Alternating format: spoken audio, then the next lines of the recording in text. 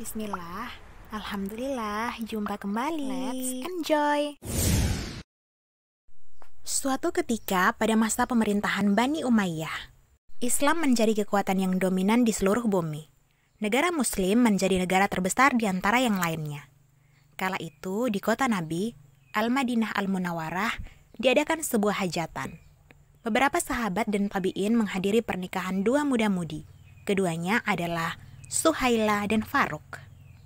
Mereka berdua masih muda dan memiliki budi pekerti yang luhur, sampai akhirnya mereka menjadi sangat terkenal di antara para pemimpin kelak di kemudian hari.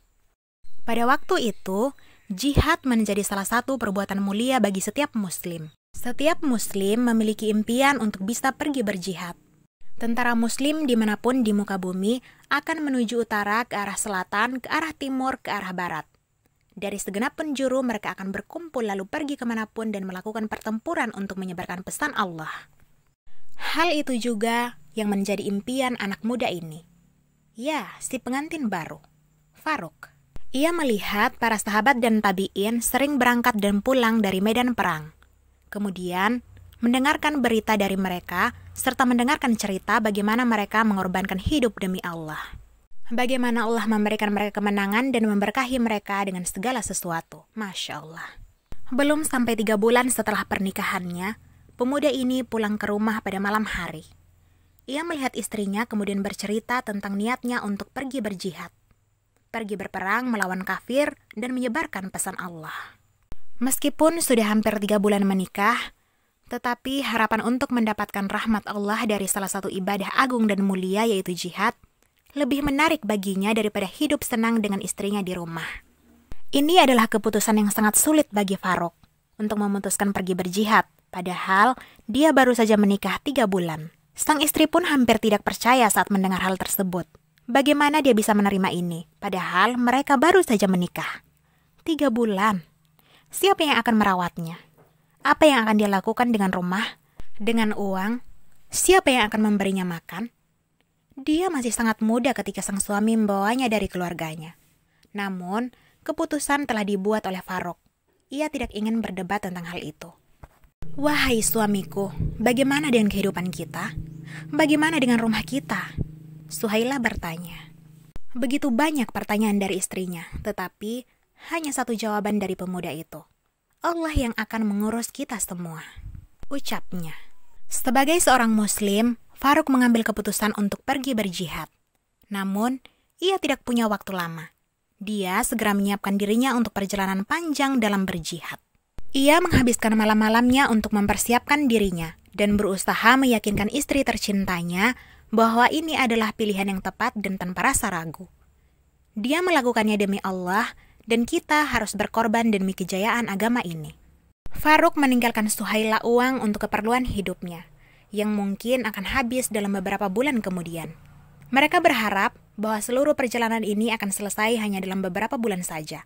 Selain itu, Faruk juga meninggalkan kepada istrinya apa yang ia simpan selama hidupnya, yakni seluruh kekayaan yang ia usahakan sebelum menikah. Ia meninggalkan 30.000 dinar sebagai harta simpanan. Faruk memintanya untuk tidak menyentuh dan tidak menggunakannya sampai dia datang kembali kepadanya. Di depan pintu, Suhaila memandang untuk terakhir kali pada suaminya, sang kekasihnya Faruk. Dia menangis. Lalu dia berkata, "Wahai suamiku, jangan tinggalkan aku sendiri. Jangan tinggalkan aku sendirian. Tak akan ada yang mengurusku." Tetapi Faruk tidak berkomentar apapun.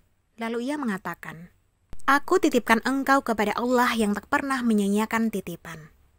Faruk kemudian pergi ke Masjid Nabi untuk salat subuh. Setelah itu, ia bergabung dengan tentara muslim dan pergi bersama ke medan pertempuran. Mereka pergi ke arah timur. Suhaila istrinya seorang diri menangis dan menangis. Apa yang bisa dilakukan karena dia masih sangat muda? Bagaimana cara dia bisa bertahan hidup tanpa suami? Kadangkala teman-temannya sering datang ke rumahnya. Mereka mencoba untuk menghiburnya, mencoba membuatnya melupakan ujian ini, tetapi mereka semua selalu gagal. Ternyata, Suhaila mengandung bayi. Dia hamil setelah 3 bulan pernikahannya dengan Faruk. Kita bisa membayangkan bagaimana situasi dia setelah sang suami meninggalkannya sendirian. Dia akan memiliki bayi dan bayi itu akan hidup sebagai yatim. Suhaila tidak tahu harus bagaimana menghadapi masalahnya. Ia hanya tahu bahwa tiada jalan keluar kecuali dengan berdoa. Ya, berdoa kepada Allah dan memohon kepadanya agar memberikan rahmat serta memberinya jalan keluar. Hari demi hari pun berlalu, hingga Suhaila melahirkan bayi laki-laki. Dia sangat senang karena kelahiran bayi itu, tetapi dia tidak tahu bagaimana anak yatim ini akan tumbuh tanpa seorang ayah. Selama Faruk pergi, Suhaila sering gelisah dan selalu menunggunya. Dia selalu bertanya kepada saudara muslim yang kembali dari medan perang tentang suaminya, tapi tidak ada yang memberikan jawaban pasti. Uang keperluan hidup yang Faruk tinggalkan untuk dirinya sudah hampir habis. Suhaila bertekad untuk tidak akan menggunakan dinar yang diamanahkan sang suami untuk keperluan dirinya. Satu-satunya uang yang ia pakai adalah uang yang ditinggalkan baginya untuk bertahan hidup. Namun, uang itu sudah hampir habis, sementara Faruk belum kembali. Suhaila sangat sabar dan tidak pernah mengambil harta simpanan suaminya. Ketika mendengar ada beberapa mujahidin yang pulang dari medan perang, dia bersegera pergi kepada mereka, dengan harapan bahwa mereka mungkin tahu tentang suaminya.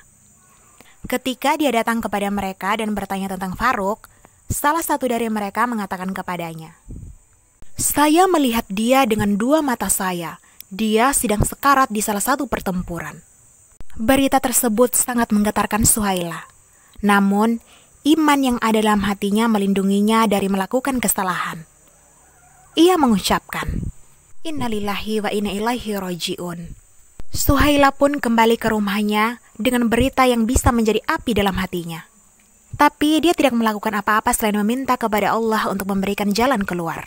Setelah berita itu, Suhaila memutuskan untuk mulai menggunakan harta simpanan yang Faruk tinggalkan untuknya. Ia berencana untuk menggunakan seluruh uang itu demi mengajari anaknya pengetahuan Islam dan mempersiapkan dia untuk menjadi salah satu pemimpin yang saleh. Suhaila mulai mengajarkan anaknya di usia dini untuk menghadiri tilatul zikir di mana para ulama memberikan ceramah mereka, dan di mana umat Islam berkumpul untuk melakukan zikir. Dia juga biasa membawa beberapa guru ke rumahnya untuk mengajari anaknya Al-Quran dan As-Sunnah. Dia membayar mereka dari harta simpanan yang suaminya tinggalkan bersamanya. Para ulama yang biasa mengajarkan anak kecil sangat mencintai anak lelaki Suhaila, dan mereka semua melihat kejeniusan serta kecerdasannya. Semua itu bukan hanya karena dia pintar atau karena kemampuannya, melainkan semua itu karena upaya keras seorang ibu. Suhaila. Itulah doa sang ibu kepada Allah untuk merahmati dan melindunginya. Itulah tetesan sperma yang murni, lagi diberkahi yang berasal dari kedua orang tua yang saleh. Di atas itu semua ada banyak berkah dan rahmat Allah kepada si bayi kecil. Seperti tahun-tahun sebelumnya, Suhaila masih memikirkan sang suami Faruk. Dia masih berharap bisa melihatnya suatu saat nanti. Dia biasa menggambarkan sang ayah kepada anaknya sebagai pribadi yang baik dan sopan santun. Dia menjadikan figur Faruk sebagai teladan bagi anaknya untuk diikuti. Pada suatu malam, setelah 30 tahun, di perbatasan Cina yang sangat jauh dari Madinah Al-Munawwarah, sekelompok mujahidin sedang tertidur. Allah telah memberikan mereka kemenangan. Mereka semua bersyukur dan senang karenanya. Mereka tidur sepanjang malam, kecuali seorang tua berusia 50-an tahun. Orang tua itu berpikir tentang seorang istri yang ia tinggalkan 3 bulan setelah pernikahannya. Ketika semua orang sedang tertidur, orang tua itu berkata, "Apa yang terjadi dengan Suhaila? Bagaimana keadaan dia sekarang? Apa yang terjadi padanya?" Ya, itu adalah Faruk, suami Suhaila. Dia belum meninggal. Setelah 30 tahun sejak Faruk meninggalkan istrinya, membuatnya berpikir untuk kembali pulang. Ia ingin kembali pulang kepada istrinya di kota Nabi Muhammad. Tapi itu akan sangat beresiko baginya untuk kembali. Bagaimana jika ia tidak menemukan istrinya? Bagaimana jika ia kembali dan menemukan istrinya telah menikah dengan orang lain? Bagaimana jika ia tidak menemukan amanah yang dititipkannya? Dan banyak pertanyaan yang memenuhi pikirannya. Namun ia tetap membulatkan tekad untuk kembali ke Madinah, untuk melihat istrinya. Setidaknya sekali saja sebelum Allah mengambil lebih dulu salah satu dari mereka. Dia pun mendapat izin dari pemimpin mujahidin, dan ia meninggalkan pertempuran menuju Madinah. Tahukah Anda berapa lama waktu yang dibutuhkan untuk pergi dari perbatasan Cina ke Madinah? Satu-satunya alat transportasi yang mereka gunakan adalah unta dan kuda. Jadi, itu adalah perjalanan yang sangat panjang. Namun, dalamnya kerinduan kepada istri tercinta menjadi motivasi kuat baginya untuk menyelesaikan perjalanan ini secepat mungkin. Semakin ia dekat ke Madinah, justru semakin bertambah rasa cemasnya. Apakah yang akan terjadi di sana? Hal besar apakah yang sedang menantinya di Madinah?